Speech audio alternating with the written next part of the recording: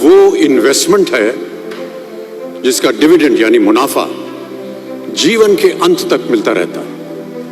मैं ऐसा मानता हूं कि एक सामान्य जिंदगी जीने के लिए इंसान को रोटी, कपड़ा और मकान के अलावा अगर किसी चीज की सबसे ज्यादा जरूरत होती है तो वो है शिक्षा, एजुकेशन। आपके पास यदि धन है तो आप उसे गोल्ड में कन्वर्ट कर सकते हैं। धन हो या सोना, दोनों के कम होने का या खो जाने का डर हो सकता है, पर यही धन को अगर हम नॉलेज में कन्वर्ट करते हैं तो वो कभी कम नहीं होगा और ना ही उसकी चोरी हो सकती है। देखिए, जीवन में मुझे बहुत सी बातों ने प्रभावित किया है। मेरे ये अनुभव सुनने में शायद साधारण लगे, पर इनमें छिपा सार असाधारण है, अनमोल है।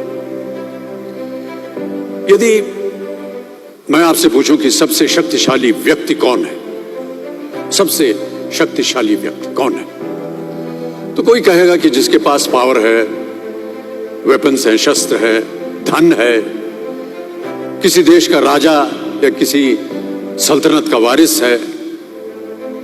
मेरा ऐसा मानना है कि वेपन्स, मनी किसी को पावरफुल नहीं बनाते, या अगर बनाते भी हैं तो कुछ समय के लिए ही बना पाते। दौलत आज होगी, कल नहीं। शस्त्र का ज्ञान तभी तक काम आएगा जब तक वो शस्त्र चल सकता है। Once it is used it becomes obsolete. पर शास्त्र का ज्ञान कभी नहीं रुकता।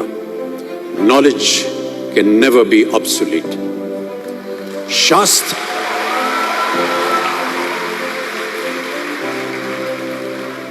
शास्त्र ज्ञान शस्त्र ज्ञान से ज्यादा असरदार, प्रभावशाली और शक्तिशाली होता है।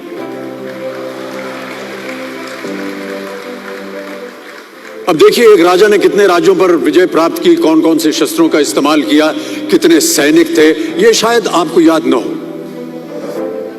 पर जीरो की खोज किसने की,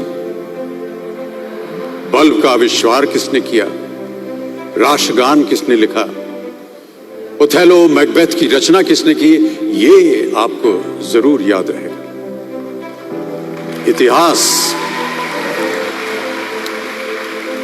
इतिहास गवाह है कि एक राजा अपनी शक्ति के बल पर केवल वहीं तक पूजा जाता है जहां तक उसका साम्राज्य फैला होता है।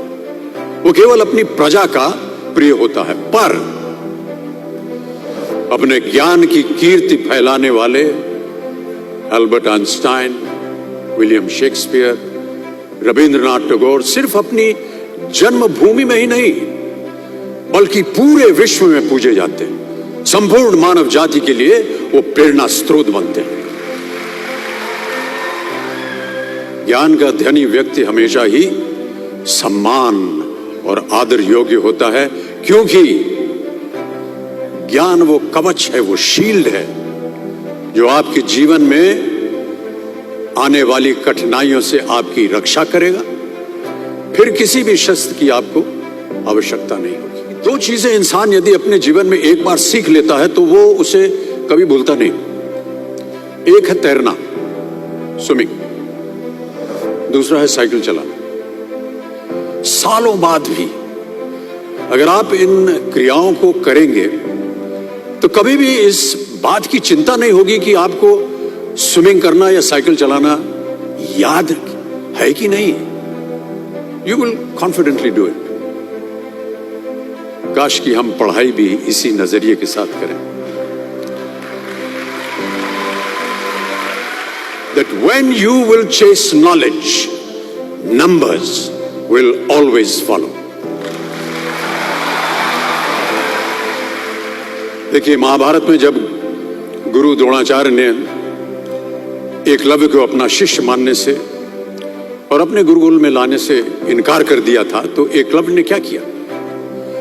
अपने गुरु की प्रतिमा, एक मूर्ति बनाई और केवल उस मूर्ति से प्रेरणा लेकर ही धनुर्विद्या सीखने में वही सफलता प्राप्त की जो बाकी योद्धाओं को द्रोणाचार्य के गुरुकुल में रहकर हुई। उस प्रतिमा के रूप में एकलव्य को हमेशा अपने गुरु के पास रहने का एहसास था। और जब